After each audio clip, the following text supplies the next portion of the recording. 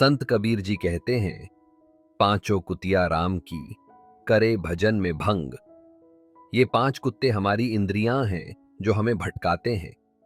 जब हम प्रभु का स्मरण करना चाहते हैं, यही हमें रोकते हैं। काम, क्रोध, लोभ, मोह और अहंकार, यही हैं हमारे भीतर का शोर। संत कबीर का संदेश है, पहले इन कुत्तों को संतुष्ट करो, इनसे लड़ाई मत करो, इन्हें समझो और शांत करो। जब तक मन शांत नहीं होगा, भजन और ध्यान असंभव हैं। फिर संत कबीर जी हमें बताते हैं, धीरे धीरे रे मना, धीरे सब कुछ होए। हर चीज अपने समय पर फलती है। जैसे माली रोज पानी देता है, पर पेड़ फल तभी देता है जब ऋतु आती है। अगर हम जल्दबाजी में फल चाहेंगे तो जड़ें कमजोर रह जाएंगी। साधना का बीज समय लेता है। धैर्य वही भूमि है जहां भक्ति का वृक्ष फलता है। हर सांस में, हर प्रतीक्षा में प्रभु की लय छिपी है। बस चलते रहो, धीरे धीरे, सजग होकर, क्योंकि जो ठहरता है वही पहुंचता है। धैर्य रखो, सब कुछ अपने समय पर खिलता है। आज का कबीर जी का दोहा है, पांचों कुतिया राम की, करे भजन में भंग। इनको टुकड़ा देई के, तब करिए सत्संग। इसे कहा जा सकता है, the 5 dogs of Lord Ram, that is 5 senses, go on disturbing human devotion. Firstly, one must give them due attention in a balanced way. Then only one can engage in satsang or meditation properly. दूसरा दोहा है, धीरे धीरे रे मना, धीरे सब कुछ होए। माली सींचे सो घड़ा, ऋतु आए फल होए। इंग्लिश भाषा में, be patient my mind, everything happens at its natural pace. No matter how much efforts one makes, results comes only when right times arrives. Just as gardener may water daily, but the fruit appears only in its season. So no hurry is required. तो पहले दोहे से प्रारंभ करते हैं। पांचों कुतिया राम की, करे भजन में भंग। यहाँ संत कबीर जी कहते हैं, कुतियों से उनका मकसद है हमारी वासनाएं, काम, क्रोध, लोभ, मोह, अहंकार। ये पिछले कई जन्मों से हमारे मन में अंकित हो गई हैं। हमारे मन में इन्होंने अपना घर ही बना लिया है। मानसिक स्थल पे ये पूर्ण रूप से स्थापित हैं और उसी से अपने जहरीले फल दे रही। व्यक्ति कई जन्मों से इन वासनाओं के साथ ही रहता है। यही उसका जीवन हो गया है। जैसे ही व्यक्ति ध्यान करना चाहता है या किसी प्रकार की साधना करना चाहता है, मंत्र जाप करना चाहता है, तो ये वासनाएं जो मन में पूर्ण रूप से अंकित हैं, सामने आ जाती। व्यक्ति का भजन भंग हो जाता है, वो पूर्ण रूप से असंतुष्ट हो जाता है। पर प्रश्न ये उठता है, तो व्यक्ति क्या करे? संत कबीर जी कहते हैं, इनको टुकड़ा दे के तब करिए सत्संग। पहले इनको संतुष्ट कर लो, तभी सत्संग में, तभी प्रभु के नाम में आप उतर सकते हो। वासनाओं से लड़कर आप कुछ भी नहीं प्राप्त कर सकते। वासनाएं बहुत शक्तिशाली हैं। आपने तो जीवन में देखा ही है, काम, क्रोध, लोभ, मोह, अहंकार हमको कहीं भी नहीं छोड़ता। हम शांत बैठे हों तो स्वयं ही ये आ जाता है। तो व्यक्ति को क्या करना चाहिए? इन वासनाओं से ऊपर उठने की तीन ही विधियां हैं। सबसे पहले तो आपके अंदर दृढ़ संकल्प होना चाहिए कि मेरे को जीवन में प्रभु को पाना ही है, अन्यथा मेरे जीवन का क्या मकसद है। जब आपके अंदर ये दृढ़ संकल्प होगा, तब आपके अंदर शुभ विचार आएंगे, अच्छी भावनाएं आएंगी और तब मन आपका कम प्रभावित होगा।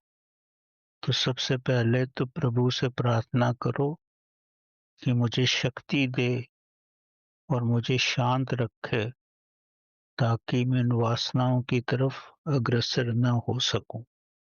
अब पुरानी वासनाएं जो अंदर हैं, वो तो गहराई से आपके मन में बैठी गई हैं। जब तक वो शून्य नहीं होंगी, तब तक आप आगे नहीं बढ़ सकते। पहले तो ये प्रयत्न करो कि नई वासनाएं अंदर ना आए। अब संसार में जो भी कार्य आप करते हो, उसे जागरूक होकर करो, तब नई वासनाएं आपके अंदर नहीं आएंगी। और जो पुरानी वासनाएं हैं, उनको पहले शून्य करना पड़ेगा, तभी आप सत्संग में उतर सकते हो।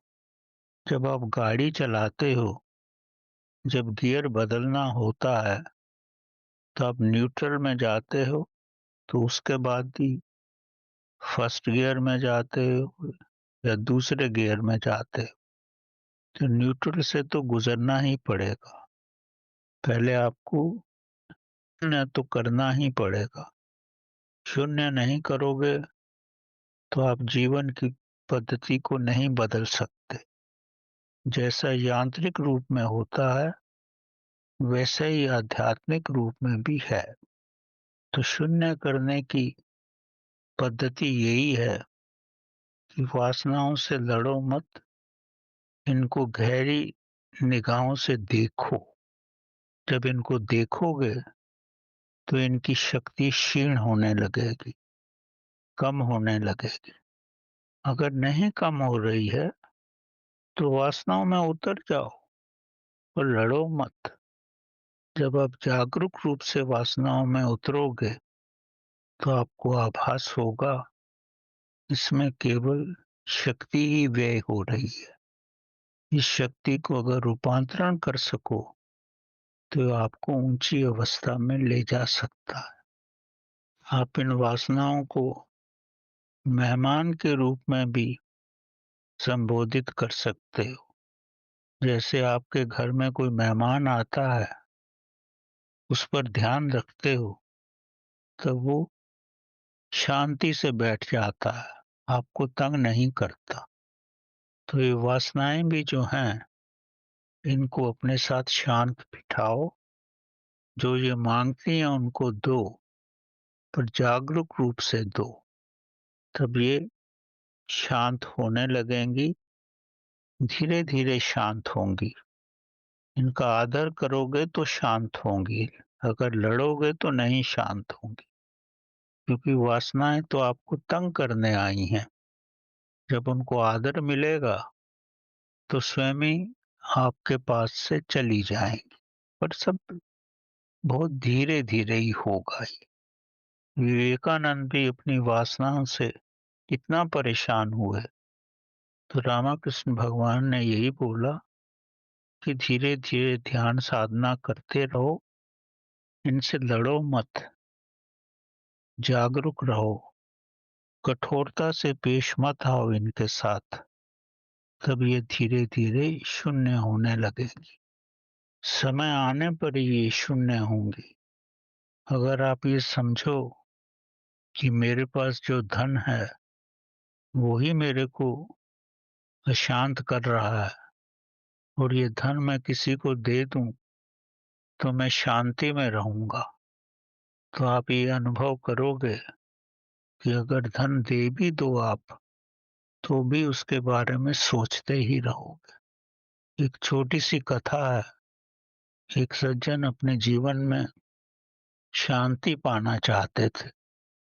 उनको ऐसा अनुभव हुआ, ये परिपक्व अनुभव नहीं था, ये कच्चा अनुभव हुआ उनको कि धन की वजह से ही उन्हें सब कष्ट हो रहे हैं, रात में निद्रा नहीं आ रही है, धन को सँभालना भी मुश्किल हो रहा है। अगर मैं धन देकर शांति प्राप्त कर सकूँ, तो इससे सुलभ कुछ नहीं होगा। तो एक संत के पास गए, पोटली लेकर, और उनसे बोले कि ये सब ले लो और मुझे शांति दे दो। तो संत ने कहा, तू वास्तव में शांति चाहता है? इसके साथ तो तूने बहुत समय गुजारा है, इसको छोड़ेगा तो तेरे को कष्ट होगा। पर वो बोला नहीं, मैं इसका त्याग ही करना चाहता हूँ। तो उसने संत को अपने धन की गठरी दी और संत तो लेके भाग गए। उसको बड़ा विचित्र लगा कि वो तो पूरा ही लेके भाग गए। मन में तो बड़ी अशांति आई कि मेरे जन्मों जन्मों की कमाई ऐसे ही चली गई। ये भी उनके पीछे भाग गए, पर उनको पकड़ नहीं सके। परेशान होकर संताप में वापिस आ गए। जब शाम को वापिस आए, तो संत तो अपनी स्थान पे बैठे हुए थे। मन से तो इन्होंने संत को बहुत गालियां दी थी, ये कैसे मेरे को शांति दे रहा है। जब वापिस आए तो संत ने बोला, वो गठरी आपकी वो पड़ी है। गठरी देख करके उन्होंने अपने दिल के साथ लगा ली और बड़ी शांति का आभास किया। तब संत ने कहा, तुम्हारी अवस्था ऐसी नहीं आई थी कि तुम इसको छोड़ सको। इसे मिल करके मैं बहुत शांति आ गई है। अभी इसको लेके जाओ, इसके साथ रहो। जब पूर्ण परिपक्व हो जाओगे, तब आ जाना, तब तुम्हें कष्ट नहीं होगा। तब शांत हो जाओगे, और जैसे ही शांत होगे, तो अपने अंदर प्रभु का सत्संग में बैठ पाओगे। जब तक धन का लोभ, काम का लोभ पूर्ण रूप से शून्य नहीं होगा, तब तक ये आपको शांति में नहीं बैठने देगा। इन सब विकारों से ऊपर उठने के लिए सबसे सरल विधि तो है, आप मंत्र जाप करो, क्रिया योग करो, नहीं तो श्वासों की साधना करो। श्वासों की साधना, जैसा कि मैंने बताया है, ये समुद्र मंथन के बराबर है। पहले इसमें जहर निकलेगा। जैसे ही श्वासों की साधना करोगे आप, तो आपके अंदर सब वासनाएं बड़ी तीव्र हो जाएंगी। यही जहर है, इसको देखते रहो और ये धीरे धीरे शून्य होगा। कितना समय लगता है ये कहना बड़ा मुश्किल है। और जैसे ही ये शून्य होगा, तब आपका ध्यान राम की तरफ जाएगा, क्योंकि आपने सब विकारों को भोजन दे दिया है।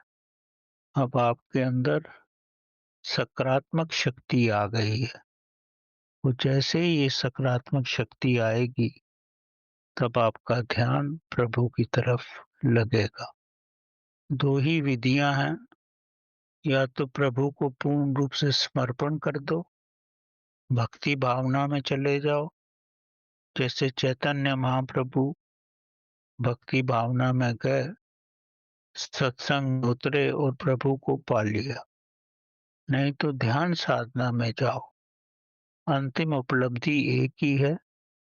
जैसी आपकी प्रवृत्ति है, या प्रभु को पूर्ण रूप से समर्पित हो जाओ, नहीं तो अपने श्वासों पे ध्यान दो, अपने विष को धीरे धीरे अपने मन से निकालो, उस समय ही निकलेगा। और जब विष निकल जाएगा तो आपके पास अमृत आ जाएगा। आप सत्संग में आपका मन लगेगा और उसी ध्यान में आप पूर्ण रूप से डूब जाओगे। दूसरा दोहा है, धीरे धीरे रे मना, धीरे सब कुछ होए। अपने अंदर की वृत्तियां निकालना जो है, ये सब बहुत धीरे धीरे होता है। आपकी शीघ्रता से कुछ नहीं होगा। ये अनंत यात्रा है। जैसे बीज से पौधा बनता है, अगर अमरूद का बीज हो तो साल 2 साल में ही वृक्ष बन जाता है। अखरोट का बीज हो तो 20 साल लगते हैं। हर बीज के पनपने का समय अलग अलग होता है। कोई बीज से पौधा 5 साल में निकलता है, किसी में 10 साल में और किसी में 20 साल में। आप बीज से पौधा खींच के नहीं निकाल सकते। ये सब धीरे धीरे ही होता है, क्योंकि ये अनंत यात्रा है। बीज से पौधा बनना 2 साल से 20 साल का समय लग सकता है, और इस अनंत यात्रा में तो कितना समय लगेगा, कहना नामुमकिन है। इसलिए अपने अंदर धीरज रखो और धीरे धीरे प्रभु की तरफ अग्रसर होते जाओ। तो ऐसा हो ही नहीं सकता कि आपको प्रभु ना मिले। एक छोटी सी कथा है। नारद जो हैं भगवान के पास जा रहे थे। जंगल में उनको एक साधु मिले। वो कई वर्षों से तपस्या कर रहे थे। नारद ने साधु से पूछा, मैं भगवान के पास जा रहा हूँ, तुझे कुछ पूछना है? तो साधु ने बोला, प्रभु से पूछना मुझे कितना समय और लगेगा कि प्रभु की प्राप्ति हो। नारद ने बोला, तथास्तु, मैं पूछ के आता हूँ। जब मैं गया तो थोड़ी दूर आगे गए, एक नवयुवक साधु मिला। उससे पूछा तो नवयुवक साधु ने कहा, मेरे बारे में पूछने की कोई आवश्यकता नहीं है। मुझे तो आनंद आ रहा है प्रभु की साधना में। जितना समय लगेगा, मैं तो आनंद में हूँ। मैं तो अकाल में हूँ। मुझे कोई फर्क नहीं पड़ता। फिर भी अगर आपकी इच्छा है तो पूछ ही लेना। तो नारद प्रभु से मिलने के बाद कुछ वर्षों के बाद वापिस आए तो पहले साधु से मिले और भगवान का संदेश सुनाया कि प्रभु बोले कि तेरे को 3 वर्ष और लगेंगे। साधु को इतना क्रोध आया, इतने समय से प्रभु की साधना कर रहा हूँ और 3 वर्ष। उसने धीरज खो दिया और बोला कि मुझे कुछ नहीं चाहिए। वो सब छोड़ छाड़ के भाग गया। जब नवयुवक साधु के पास आए, उसको बोले कि प्रभु ने कहा है कि जिस वृक्ष के नीचे तू साधना करता है, जितने उसके पत्ते हैं उतनी बार तू जन्म लेगा, तब तुझे प्रभु की प्राप्ति हो। तो बड़ा प्रसन्न हुआ। तो इतनी सी बात है, ये तो बहुत जल्दी प्रभु की प्राप्ति हो जाएगी। मतलब मैं तो समझा कि जितने जंगल में जितने पत्ते हैं, जितने वृक्ष हैं उनके पत्ते हैं, उतने साल लगेंगे मेरे को। ये तो कुछ भी नहीं है। वो बड़ा प्रसन्न हुआ। प्रभु उसका धैर्य देखकर उसको तभी प्रभु का साक्षात्कार हो गया, क्योंकि उसको आनंद था प्रभु की साधना में। उसको आनंद था इस बात में कि अकाल में रहना, प्रभु के साथ रहना ही आनंदमय है। कितने भी वर्ष रह लो। उसको किसी बात की शीघ्रता नहीं थी। उसको मालूम था धीरे धीरे चलने से ही सब कुछ मिल जाता है। जैसे माली अगर 100 घड़ों का पानी एक ही बार पृथ्वी में डाल दे तो बीज नहीं उगता। समय आने पर ही पौधा वृक्ष बनता है और फिर फल देता है। तो ये समझना बहुत जरूरी है। भगवान राम के गुरु विशिष्ट थे। उनके पास कामधेनु गाय थी। विश्वामित्र ब्रह्म ऋषि बनने से पहले महाराजा थे। वो एक बार अपनी सेना के साथ महर्षि विशिष्ट के आश्रम में आए, तो महर्षि विशिष्ट ने उनको भोजन कराया। उनके पास विशाल सेना थी, उनको भी भोजन कराया। विश्वामित्र को बहुत आश्चर्य हुआ, इतनी शीघ्र जंगल में रहकर विशिष्ट के पास क्या शक्ति है कि सबको भोजन करा दिया, और इतना स्वादिष्ट भोजन। तब उसे कामधेनु गाय के बारे में मालूम पड़ा। उसने वशिष्ठ गुरुजी से कहा, ये कामधेनु मेरे को दे दो। महर्षि वशिष्ठ ने कहा, कामधेनु दी नहीं जाती, ये खुद अर्जित करनी पड़ती है। उनको बहुत क्रोध आया, वो चले गए और फिर भयंकर सेना लेकर आए। फिर वशिष्ठ ने अपनी शक्ति से कुछ ही पलों में विश्वामित्र की सारी सेना को भस्म कर दिया। तब विश्वामित्र को एहसास हुआ कि वास्तविक शक्ति तो ज्ञान में ही है, प्रभु भक्ति में है। तभी तो इतनी बड़ी सेना को वशिष्ठ ने पल भर में ही समाप्त कर दिया। उसके बाद विश्वामित्र जो थे, प्रभु भक्ति में लग गए, प्रभु की बड़ी साधना की, कई वर्षों तक साधना की। पर उनके मन में यही अभिलाषा थी कि मैं भी वशिष्ठ की तरह महर्षि बनूं। जब इंद्र ने देखा कि विश्वामित्र तो साधना में व्यस्त हैं, महासाधना कर रहे हैं, तो उन्होंने विश्वामित्र की परीक्षा के लिए मेनका सुंदरी को भेजा। क्योंकि विश्वामित्र का जो ध्यान था वो वशिष्ठ को पराजित करने में ज्यादा था, वो ये भूल ही गया और मेनका सुंदरी के सौंदर्य से भ्रमित हो गया और मेनका के साथ ही अपना समय गुजारने लगा। जब उसको आभास हुआ, तब तक बहुत विलंब हो गया था। उसको पूर्ण रूप से आभास हुआ कि मैं परिपक्व नहीं हूं, मैं वासना में हूं, इसीलिए मेनका मुझको भ्रमित कर सकी। उसके बाद विश्वामित्र ने फिर तपस्या की और इतनी भयंकर तपस्या की कि अब उसको कोई भी विचलित नहीं कर सका। वो पूर्ण रूप से जागरूक रहे। तप के बल से उनमें दया की भावना आ गई थी।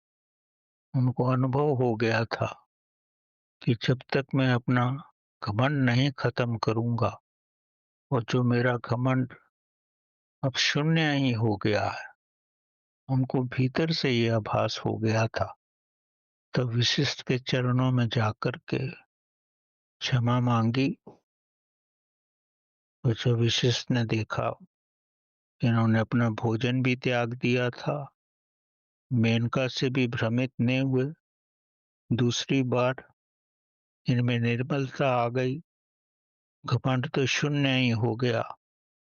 तब वशिष्ठ ने विश्वामित्र को ब्रह्म ऋषि कह के संबोधित किया और वशिष्ठ ने बोला कि विश्वामित्र, अब तुम इतने महान हो गए हो, तुम भी मेरी तरह ब्रह्म ऋषि ही बन गए हो। इस कथा का मकसद इतना ही है कि धीरे धीरे प्रभु के रास्ते पे चलने से सब कुछ स्वयं ही हो जाता है। काम में भी व्यक्ति भ्रमित नहीं होता। अगर वो शीघ्रता कड़क करता रहे, धीरज नहीं रखे, तो जीवन में कुछ भी नहीं प्राप्त कर सकता। प्रभु का ज्ञान तो धीरज रखने से ही आता है, ऋतु आने से ही फल आता है। क्योंकि प्रभु स्वयं ही अकाल में रहता है, समय से परे रहता है। जब तक व्यक्ति समय से परे जाकर उसमें नहीं डूबता, तब तक सत्संग में प्रभु की प्राप्ति नहीं होती। ये बहुत आवश्यक है। धैर्य रखना, प्रभु को समर्पित करना और प्रलोभनों में नहीं फंसना, मन से शून्य होना, ताकि काम, क्रोध, लोभ, मोह, अहंकार किसी भी रूप में आपको भ्रमित न कर सके। ये धीरे धीरे ही मन का जहर निकलता है और अमृत बरसता है। एक बड़ी हृदय स्पर्शनीय गाथा है उत्तम सिंह की, जिसने लंदन में जनरल डायर को गोलियों से मारा था। जब ये बालक अवस्था में था, तो अब से लगभग 100 साल से भी ऊपर हो गया है। तब अंग्रेजों का राज्य था। पंजाब में बैसाखी का त्योहार था और जलियांवाला बाग में सभी एकत्रित हुए थे। ये बालक था 7-8 साल का, ये भी वहां गया, एक किनारे पे बैठा हुआ था। तभी जनरल डायर ने अंधाधुंध गोलियां चला दी, सैकड़ों लोग मर गए। ये चूंकि किनारे पर ही था, इस पे बहुत सारी लाशें गिर गई, सब तरफ खून ही खून हो गया। जब गोलियां थमी, ने लाशों को हटाया, इसको मन को इतना कष्ट पहुंचा, ये अपने अश्रु नहीं रोक सका। इसने जलियांवाला बाग की मिट्टी उठाई और मन में प्रण किया कि मैं इस जर्नल को मार के ही रहूंगा। पर ये उसने किसी को बताया नहीं, अपने मन के अंदर ही रखा, अपने माँ बाप को भी नहीं बताया। अपने मन की गहराइयों में इतना कष्ट था इसको, ये मुख से कुछ नहीं बोल सका। 3-4 वर्ष में इसके माता पिता का भी देहांत हो गया। ये अपने चाचा के पास रहने लगा। चाचा भी इसको नहीं संभाल सके, तब उन्होंने ये को अनाथालय में भर्ती करा दिया। अनाथालय में उस समय धर्म की शिक्षा दी जाती थी, ध्यान सिखाया जाता था, कोई योगा अभ्यास होता था। इसने बड़ी गहराई से सब सीखा और अपने मन के संकल्प को और भी दृढ़ किया। स्कूल में बड़ी मेहनत से पढ़ता था, खुद ही मेहनत करता था, पढ़ता था। जब थोड़ा बहुत पढ़ लिया, 8-10 क्लास, तो मजदूरी करने लगा। पर उसके मन में वही था कि मेरे को कैसे भी इस जर्नल को मारना है। उसको कुछ भी पता नहीं था कि क्या करे, और उसने विद्या ग्रहण की, काम करता रहा। उस समय जर्मनी में मजदूरों की जरूरत थी। ये जर्मनी चला गया, अंग्रेजी भाषा कुछ सीख लिया था, धीरे धीरे और सीख ली। स्वास्थ्य इसका अच्छा था, मेहनत मजदूरी वहां भी बैठ के इसने किया जर्मनी में। पर उसका ध्येय तो था लंदन में जाके जनरल को मारना। वहां से ये अमेरिका चला गया, वहां कुछ लोगों के संपर्क में आया, मजदूरी की, थोड़ा धन जमा किया। तब किसी क्रांतिकारी ने उसे बोला कि तू लंदन जा, वहां तेरे को अच्छा कार्य मिलेगा। पर इसने अपने दिल की भावना किसी को नहीं बताई। तक ये 8 साल का था, अब 25-30 साल का होने लगा। इसने कोई शादी ब्याह नहीं करवाया, एक ही संकल्प था। लंदन पहुंचा, वहां भी कार्य किया इसने। अंग्रेजी तो आती थी, स्वास्थ्य भी अच्छा था, रोज अखबारों में पढ़ता था क्या स्थिति चल रही है। तब एक दिन उसको ज्ञात हुआ कि पुराने जर्नल्स की एक जगह मीटिंग है। इसने अच्छा सूट सिलवाया, बाल वाल अपने सब कटवा दिए थे, अंग्रेजों की तरह हैट वेट पहनता था। दिन में तो मजदूरी करता था और एक इसने पिस्तौल खरीद ली, उसको चलाना सीख लिया। जनरल की शक्ल तो इसके जहन में बैठी हुई थी और अखबारों में फोटो देखकर ये उसको पहचान गया कि वहीं पर ये आएगा। अब तक ये 40-42 साल का हो गया था। तब ये भी हैट डाल के सूट पहनकर उस मीटिंग में जाके बैठ गया। और भी लोग थे, ये भी बैठा, पर इसकी निगाह जनरल डायर पर ही थी। जब सभा खत्म हुई, धीरे धीरे जनरल डायर के पास गया।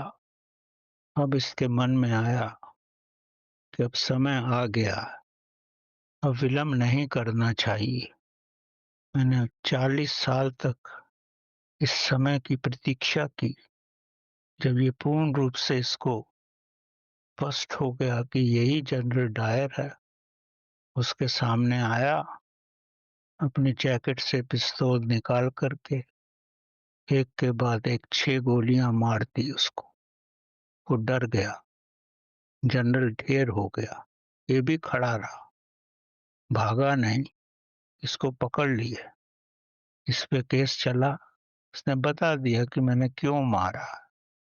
सारे जीवन की कथा इसने सुनाई। अंत में ये बिल्कुल भी नहीं घबराया।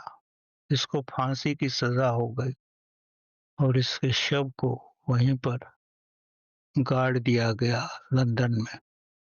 स्वतंत्रता के बाद सब भारतीय समाज को मालूम पड़ गया था कि एक बालक ने दृढ़ संकल्प से जनरल डायर को मारा।